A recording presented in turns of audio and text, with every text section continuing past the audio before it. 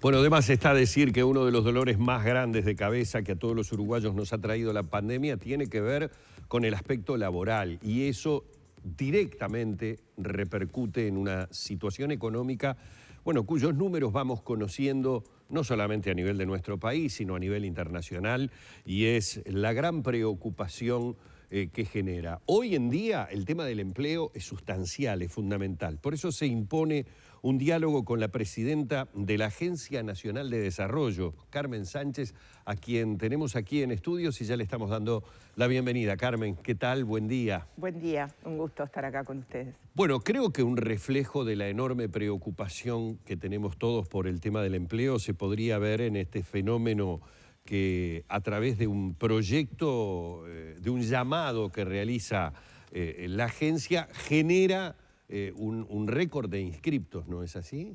Sí, nosotros tenemos distintos programas, tanto para emprendedores como para empresas, pequeñas empresas que ya están instaladas, y este año particularmente con el programa de Capital Semilla, tradicionalmente se presentan emprendedores con una primera idea y luego pasan a formular el proyecto. Y en esa formulación de proyectos, en esta segunda convocatoria, que inclusive estuvimos evaluando si realmente lanzábamos o no esta segunda convocatoria, si la gente estaba con el espíritu y el ánimo de emprender, y hemos tenido casi el doble de proyectos que se presentan a formular su proyecto, y bueno, en este momento están comenzando las etapas de evaluación. Tuvimos 92 proyectos formulados que se presentaron, y bueno, y es un número sumamente importante, sí, para la agencia. Para tener idea, cuando hablamos de emprendimientos y de proyectos, ¿de qué rubros o de qué cosas podemos estar hablando? Como a modo de ejemplo, para tener idea de repente de alguien que recién se está enterando de esto y dice, yo podría calificar para algo así mi emprendimiento. En este caso, esta convocatoria puntual de Capital Semilla es para emprendimientos que aportan un cierto valor diferencial a lo que se viene haciendo. Esto, cuando hablamos de valor diferencial, son emprendimientos que hacen las cosas de una manera distinta a como se viene haciendo. O innovan o modifican el proceso de producción, o cambian la forma de venta, incorporan un nuevo canal de ventas, o desarrollan, empiezan a producir un producto en una región del país, porque esto obviamente es una convocatoria nacional, en una región del país que antes ahí no había nadie que lo estaba haciendo, incorporan algo local. Tenemos, por ejemplo, hay muchísimos, ¿no? Fueron muchos los emprendedores, pero ahora recuerdo el caso de una empresa, Chocomarfis, que hace unos chocolates con frutos autóctonos en Rivera, por ejemplo. Es una señora, bueno, y tiene ahora ya un equipo trabajando, entonces es chocolate, no tiene nada innovador, pero en Rivera cuando comenzó no había una fábrica de chocolates y tampoco había con frutos autóctonos de nuestro país. Entonces, en realidad son emprendimientos que no estamos buscando la gran innovación. Claro. Sí que tengan algo diferente a lo que se viene haciendo. Bien. ¿En qué situación está la gente que decide emprender en estas épocas, ¿no? Puede ser una alternativa a otras vías que se han cortado, pérdida de trabajo o baja de trabajo. ¿Cómo llega actualmente la gente a emprender? En general, los emprendimientos pueden ser considerados tanto emprendimientos por necesidad, que le llamamos, o emprendimientos por oportunidad. Y en épocas de crisis, generalmente pasa que los emprendimientos por necesidad aumentan. Cuando la demanda de trabajo es más alta y no hay problemas de empleo, digamos, muchas veces lo que surge es el emprendimiento por oportunidad, porque, bueno, encontré una oportunidad de negocio, vi una beta, un nicho que puedo por ahí crecer y me lanzo. Mucha gente deja incluso su empleo formal como dependiente establecido y comienza a emprender. En épocas de crisis es normal, pasa siempre en la historia, que los emprendimientos por necesidad, aquellos que se quedaron sin trabajo y le buscan una vuelta, aumentan. De todas maneras, en este caso, además, un aspecto que hemos encontrado es también la reconversión de muchos emprendimientos. Hay nuevos, pero también es verdad que hay emprendimientos que se reconvierten y que tenían pensado ir por un camino y la pandemia los llevó a otro.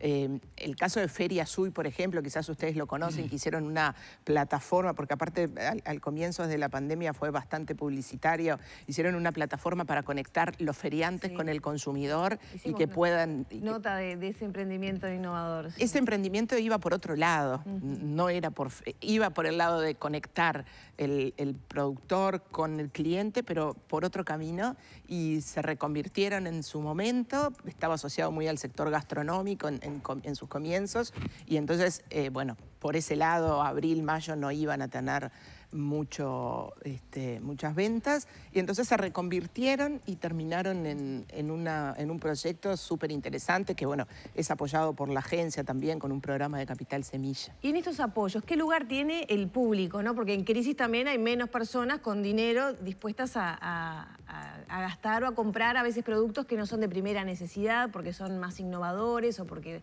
¿Cómo se vinculan esas dos cosas? Nosotros hemos hecho una campaña también desde que comenzó la pandemia que la verdad nos gustó mucho y ha tenido muchos resultados, del consumir local, consumir en tu barrio, y creo que se generó una conciencia importante entre los uruguayos de quedarme en esos momentos donde había un poco más de confinamiento, quedarme en el barrio y, bueno, ir en vez de a grandes superficies, ir al comercio local, apuntar a emprendedores locales.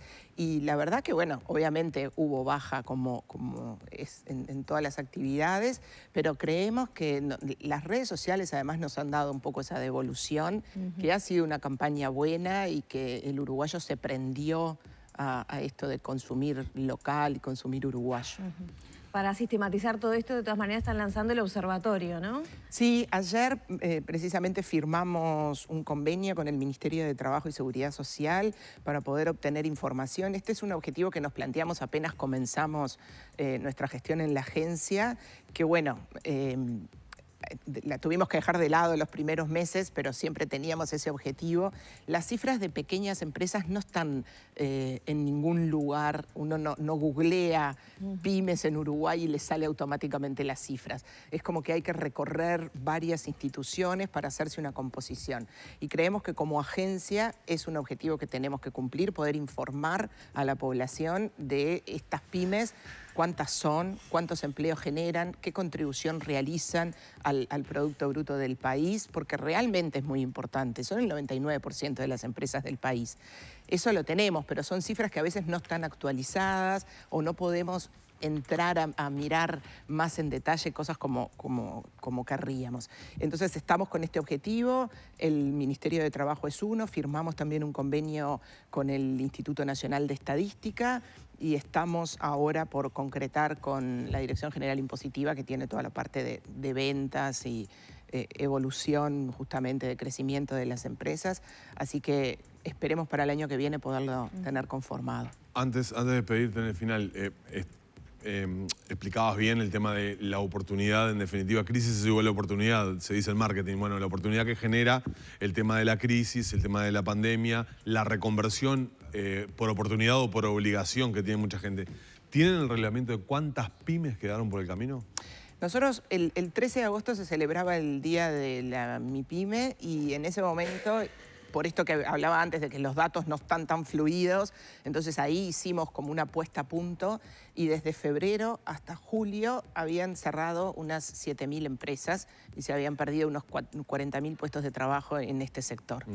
Es un número importante e impactante. Sin embargo, también es verdad que uno cuando hacía doble clic en ese número y profundizaba, la gran mayoría eran empresas unipersonales que tiene la ventaja, por la propia legislación y las cargas sociales, que uno abre y cierra la empresa cuando ve que no tiene actividad, declara inactiva la empresa y cuando vuelve a tener para facturar, la abre nuevamente. Entonces, también es verdad que las empresas unipersonales a veces no son un termómetro de la realidad del total de empresas del país, pero pero sin duda, lo decíamos, apenas comenzó la pandemia, es el sector más afectado en general. Las micro y pequeñas empresas no tienen espalda para hacer frente a una crisis y hacia ahí estuvieron también destinadas muchas de las medidas económicas del gobierno en cuanto a créditos, subsidios y demás. Ya tenemos que cerrar. Para el año que viene, ¿va a haber más medidas de apoyo, más subsidios? En más general herramientas? estamos trabajando desde la agencia en esto y sí, por supuesto que van a seguir. Y antes de terminar, déjame decirte una cosa, el próximo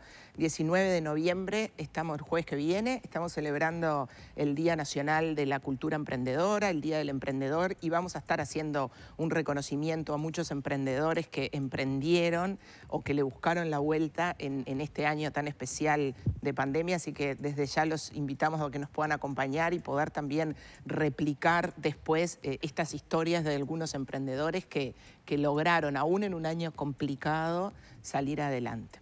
Bueno, vamos a agradecer muchísimo a Carmen Sánchez, presidenta de la Agencia Nacional de Desarrollo, estos minutos en la mañana de Arriba Gente. Muy amable. Un gusto, a las órdenes. Bueno, y nosotros a recordarles que en Macromercado nos cuidamos entre todos. Primero que nada, uso obligatorio del tapabocas al momento de realizar tus compras, pero además el mantener la distancia entre cliente y cliente para evitar aglomeraciones. Y lo recomendable, que sea una sola persona designada en la casa para realizar las compras. Macromercado, donde cuanto más compras, menos pagás. Nos vamos a ir a la pausa. Tengo malas noticias. Después de la pausa, quédense con nosotros porque vamos a volver a Melo, vamos a volver con Silvia Techera. Hay malas noticias desde el departamento de Cerro Largo, un nuevo brote está en estos momentos procesando la información. Apenas volvamos de la pausa, venimos con esto. ¿Nos esperan?